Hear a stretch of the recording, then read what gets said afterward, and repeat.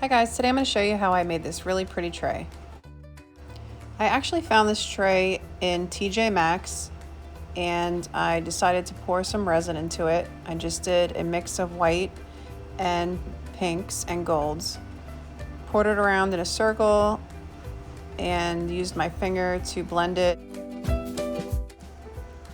Now I'm just using a heat gun to blow it around and to pop any of the air bubbles, and then I'm going to let it dry overnight. I went ahead and mixed up some more Artworks resin and added some gold pigment to it and just poured it on top along with some clear. And then I'm going to blow it around and add some white to it and just create like a marbling effect. Here it is all dry. The resin gives it a lot of depth and beauty, and I just love the way it turned out.